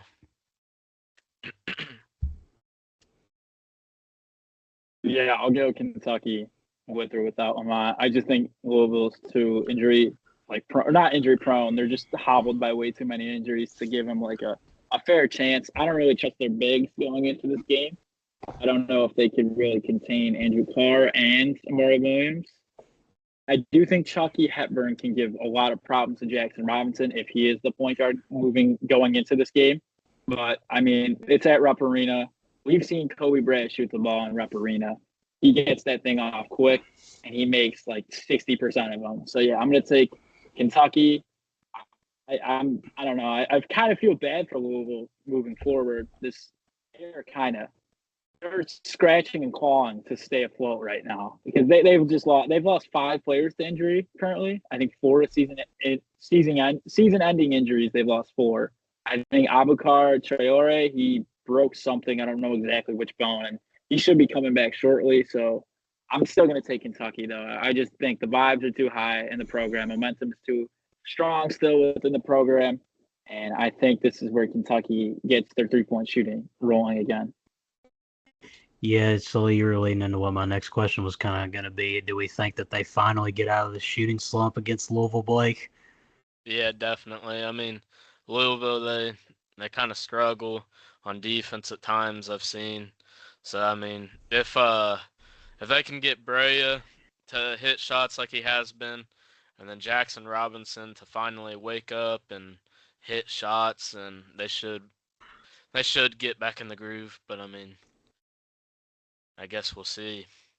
I will say too, even if you're down Lamont tomorrow, Travis Perry, if he gets the nod with some more minutes, that dude's a Kentucky kid. He knows what the Louisville Kentucky rivalry is all about. He's going to be fired up to play in this game.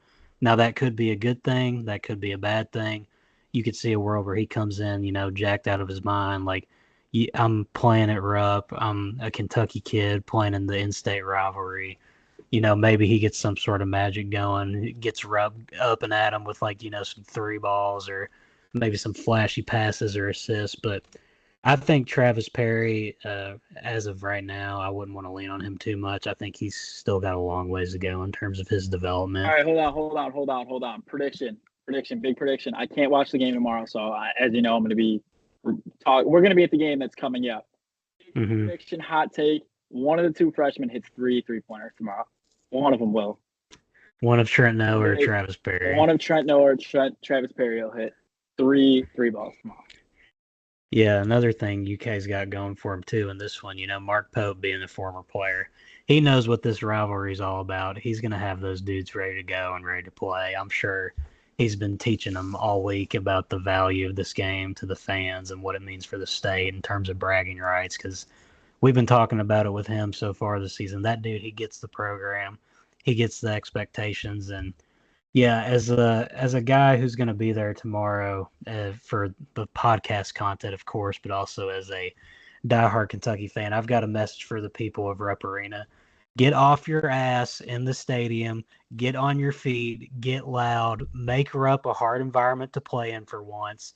If you want to sit down, stay at home. Watch on your couch. That's fine. We are here for a basketball game. I don't want to see anybody on Twitter like I did last week talking about how weak Rupp Arena is and how people are complaining about people standing up and just get into it, people. This is a rivalry game.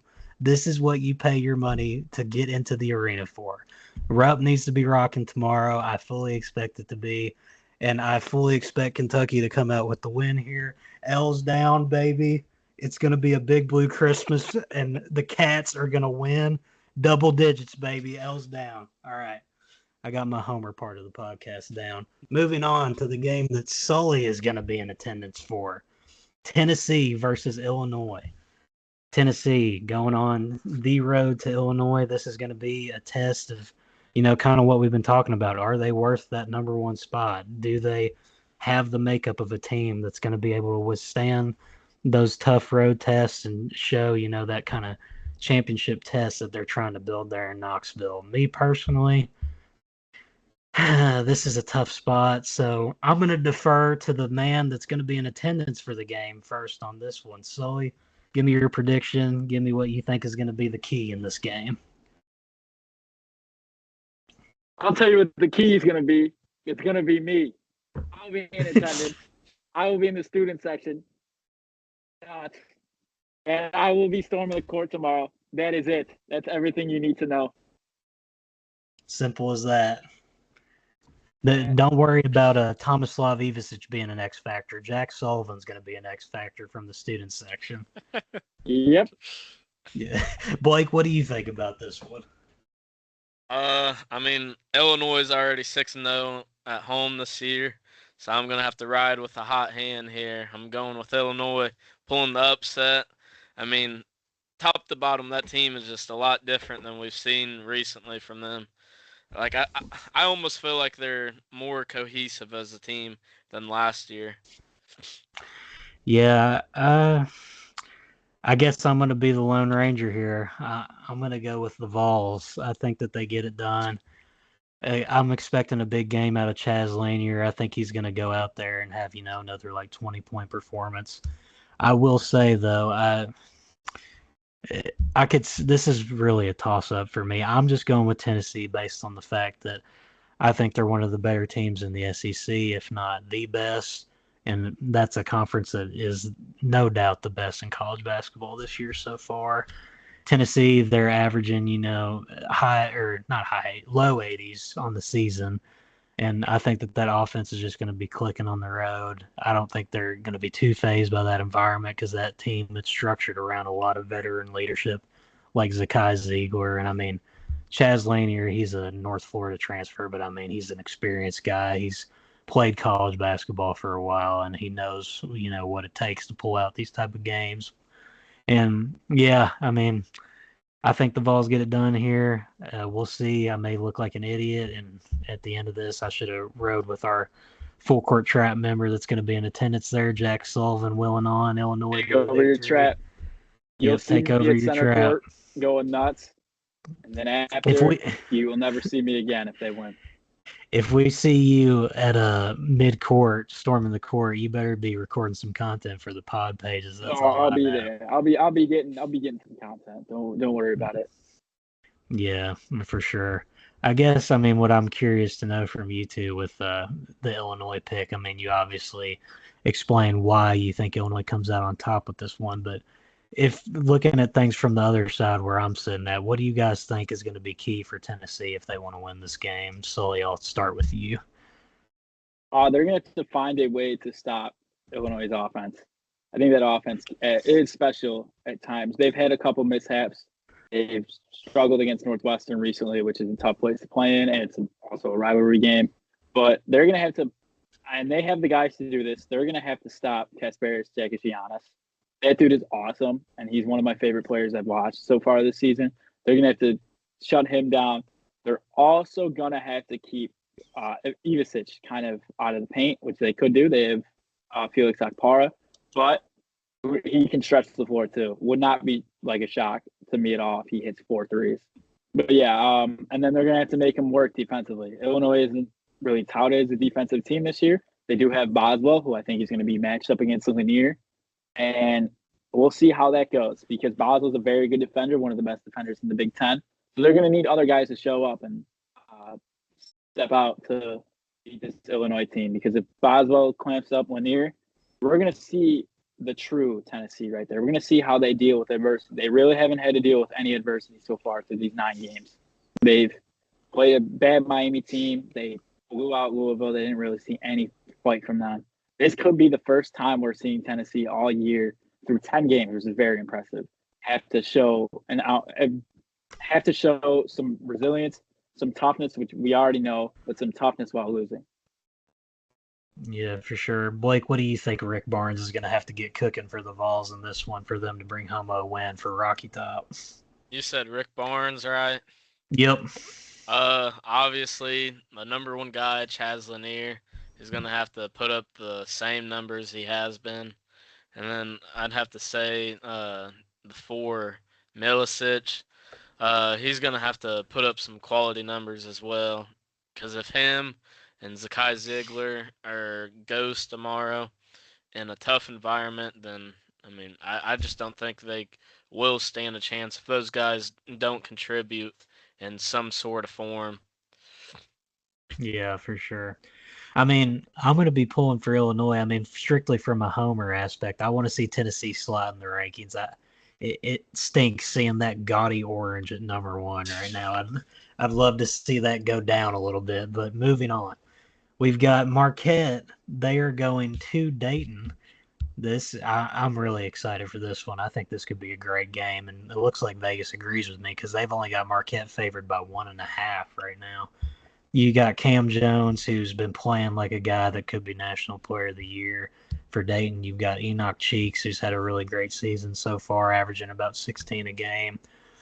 This is gonna be my major upset pick of the week here. Give me Dayton. I told you all coming out of Feast Week, I thought they were one of the winners because they showed their ability to be able to compete with teams like who did they play in that run? They played North Carolina pretty close. They played Iowa State.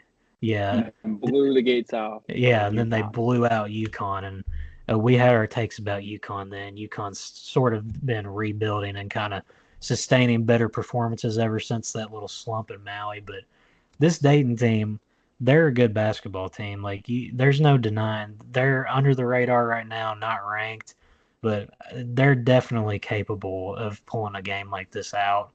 They showed it in Maui with their ability to compete with the best and obviously take one against UConn and Dan Hurley. So give me the Flyers in this one, Blake. Will you be bold enough to join me on the upset train, or are you going to go with Cam Jones and the Golden Eagles?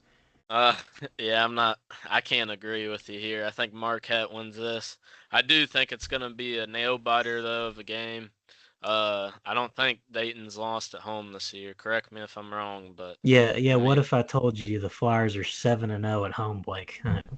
Come yeah. on, come I on. mean, we have seen magical things happen, but I think Marquette uh, puts an end to that undefeated at home record.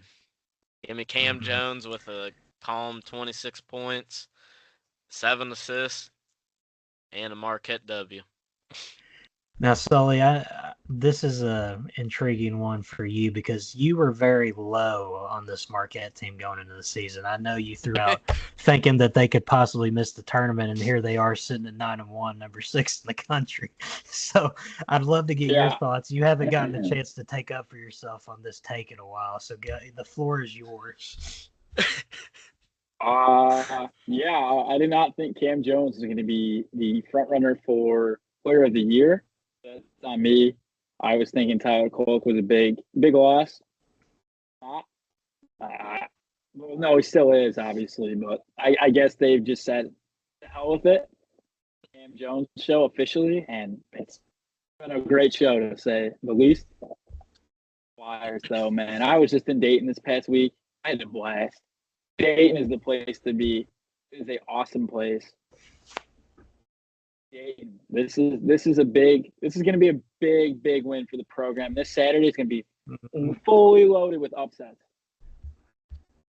Let's go Flyers, baby. Yes, sir. Sully's joining the Flyers train.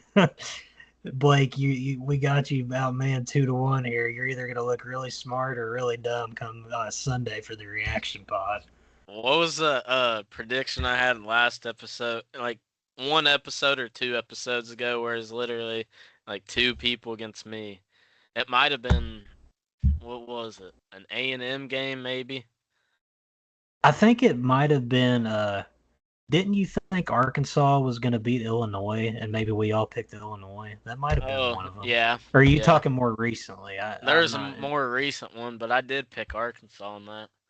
Yeah, we'll see here. I mean, give me Nate Santos, give me Enoch Cheeks. I think that they're going to steal a very, very good win for the program here moving forward.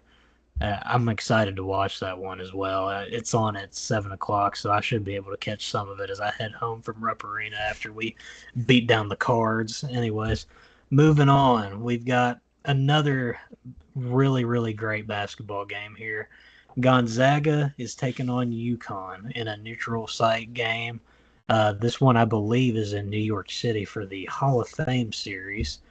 And this is going to be a very big test for both of these teams in the state of where they are right now. Gonzaga coming off the loss to Kentucky where, let's be honest here, they choked it away. They had firm control of that game. They really should have won that game. They let go of the leash. But meanwhile, you've got a UConn team that after Maui, they're coming off 3 straight wins. 2 of those came against Baylor and Texas, which are solid unranked teams. I mean, we've had our own thoughts about Scott Drew and Baylor so far this year. Sully specifically, he's not the biggest Scott Drew guy. don't want to see him in Waco anytime soon, so he might get crucified there. But who are we going with here, boys? I'm gonna mull my decision over a little bit here. It's a tough one. I think this is kind of a 50-50 split, in my opinion. Blake, what do you think? I don't even really have to question it. Gonzaga. I mean, I think they're going to come out super fired up over that practically a choke loss against Kentucky. I think Ryan Nembhard is going to absolutely own Diarra. I mean, I just don't think, and also Graham Ike.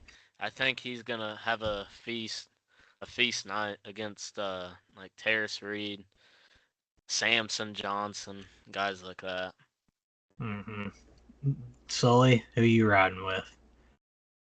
I don't know. I'm gonna be. It's so hard to pick against either team because if Gonzaga loses, this pretty much kills their shot at a 1 seed. I would say in NCAA tournament. But UConn's playing in the Garden. I can't pick against you. I did say Gonzaga and with CBK report. Give me UConn in the Garden. I can't go against them. This feels like a Hurley type of game. Feels like a Hurley game in the Garden. And I don't know who's going to step up. Could be McNeely, could be Caravan. But I think I'm going to go UConn in the Garden. This is going to be a tight ball game. This is our main event outside of me being in Champaign and Luke being in Rupp Arena in Lexington. This is the main event for tonight. And this is the 50-50 game. So I'm going to rock with UConn. The Hurley Goons aren't going to be after me for once in my entire lifetime. This is weird, but yeah, we're going with UConn. Yeah, we got the take over the trap thing going. Me and Sully are on assignment. Blake, let's get you out to New York City, my man. We got any red-eye flights we can get you on? We can have the full takeover. I'm gonna have to take a Spirit flight, $45. Like? Yep. Yeah, what's Frontier Airlines looking like out of Blake's hometown right now? I won't reveal that for the podcast audience. There ain't shit coming out of here. I live in the middle of nowhere. Yep. But circling back to I guess I got to give a prediction on this. It's really 50-50 to me. Sully makes a very good point with this being in New York City. This is basically going to be a UConn home game. Their fans are going to take over that arena 100%. I don't really know what Gonzaga's fans look like in terms of travel. So, I mean, I don't want to flat out say they're not going to bring a lot of people because who knows, they could have a good turnout. But I'm going to go with the Zags in this one. I think the Zags are the better overall team, and I really think that Ryan Nembhard going at a Hassan Diarra, I think that's going to be barbecue chicken.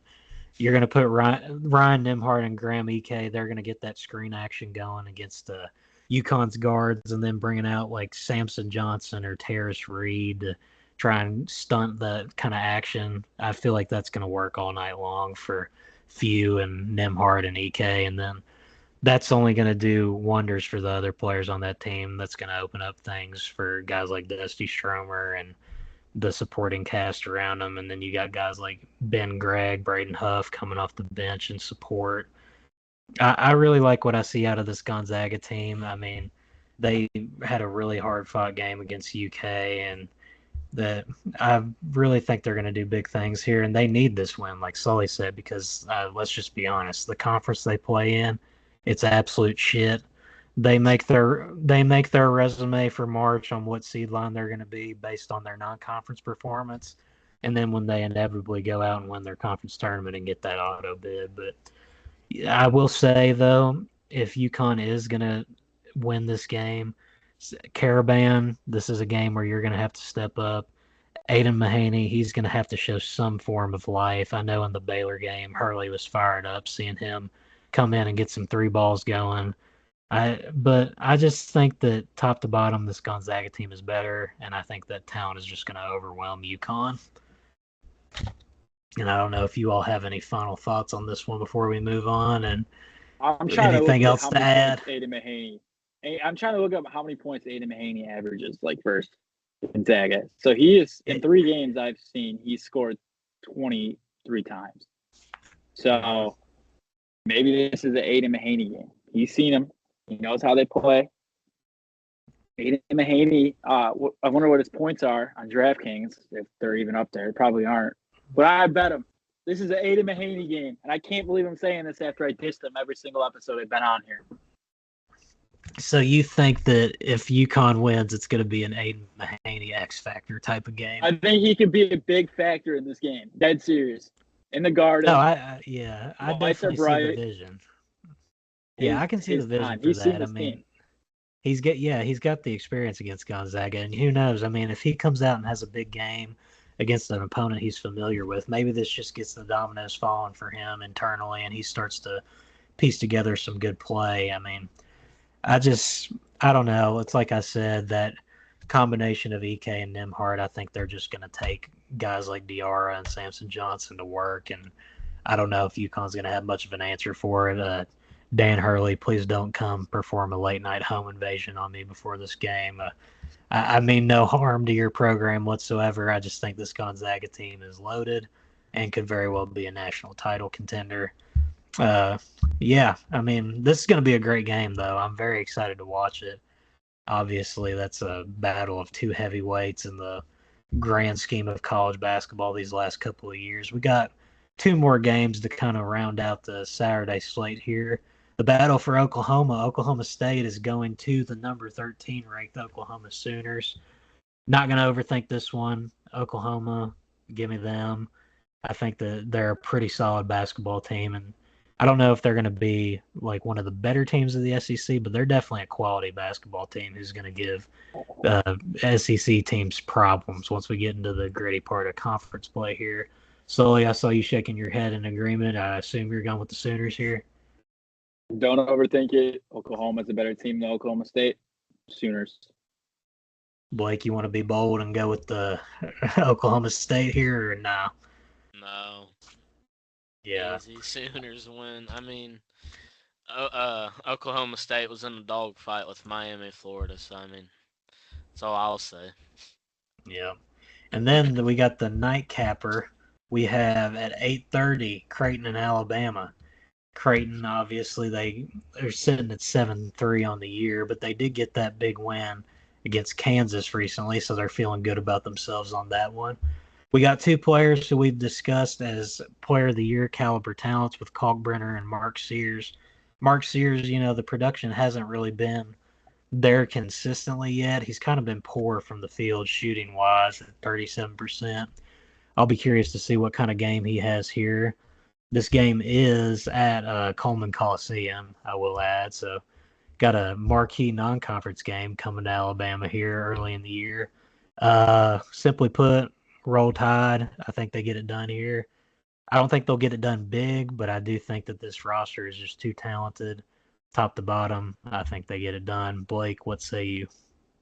Yeah, I think Alabama wins this. I just feel like they're too stacked top to bottom.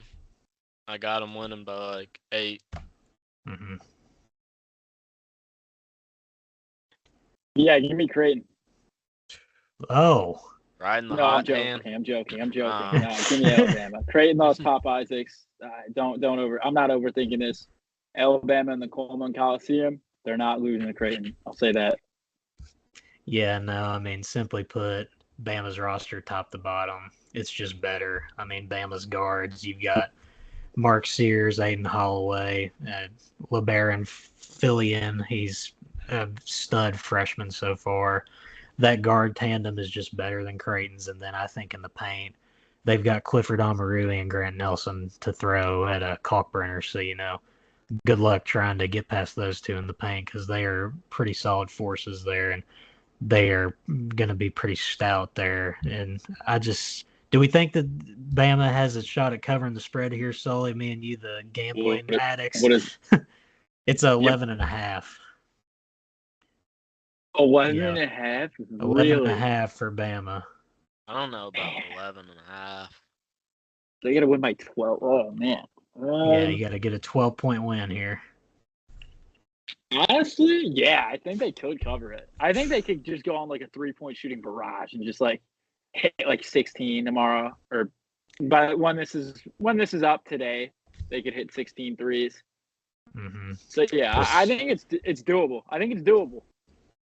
just one of those classic Nate Oates performances where the offense just fires on all cylinders and they just can't be stopped. 3-point barrage. I could definitely see it. Yeah, I mean, Creighton, they're not a bad.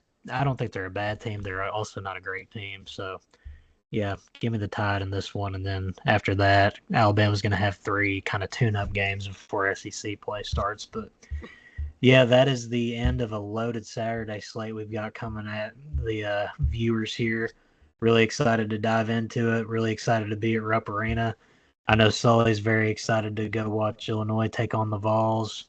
We're going to have a lot of content coming out here over the next day or so. Plenty coming out on the socials, and Sully, he's repping his set there with the Illinois jersey. We see that. But yeah, we appreciate the continued support, everybody. I assume that we will probably be back on Sunday to recap what will hopefully be a wild weekend full of great games. Sully, best of luck to you there in Champaign. Have a good time. Stay out of trouble. I might be hungover. I might be hungover on the next show. So that might be a disaster. Yep. Luke, I do have one thing. Do you or Sully want to introduce the Take Over Your Trap segment real quick for the viewers? Sully, take it away, my man. Yeah, Take Over Your Trap. It's going to be our new segment. We're going to be going to college basketball games starting this weekend. Be in Champaign for Illinois, Tennessee. Luke in Rupp or Lexington for Kentucky, Louisville. We're going to film the games. And I mean, obviously, I think I have a bigger chance of storming the court. So I think we'll get some insider footage there of me possibly storming the court. We'll see all like the little behind the scenes. We'll give like takeaways over it. And it's going to be a blast. I'm looking forward to Take Over Your Trap. We have a lot of games. I think all 6 of us, I should say, have a lot of games we're looking forward to go to.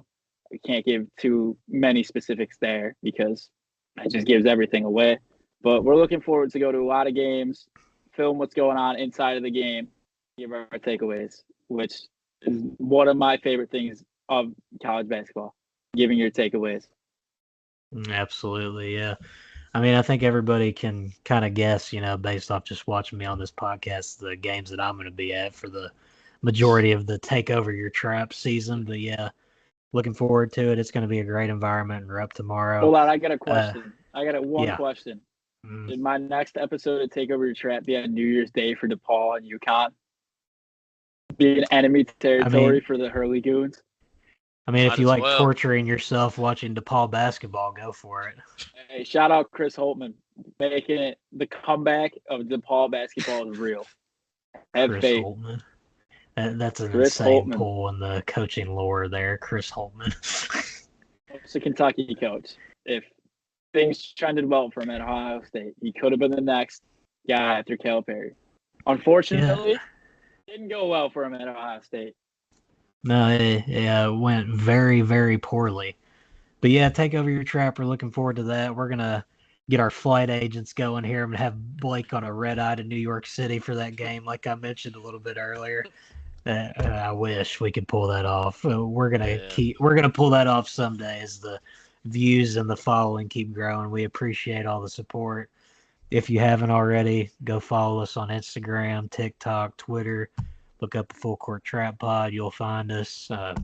YouTube, we got a lot of great content over there. Obviously, all our podcast episodes can be found there. Our interview with Josh Hubbard from Mississippi State, it's linked in the Instagram bio. You'll find it over there as well. Had a great conversation with him. Hopefully looking to cook up some more player interviews here in the coming weeks and providing more content. Football season's winding down. College basketball is going to be taking center stage, and we're going to be here for the thick of it, having our people on it 24/7. Really excited to keep growing and keep doing this journey with you all. And for now, this is Luke Tackett, Blake Smith, Jack Sullivan, signing off. We'll talk to you all later. Enjoy a great week of college hoops. Since it's Christmas season, shout out the Grinch. Shout out the Grinch. And we'll end it off on that one. Everybody go enjoy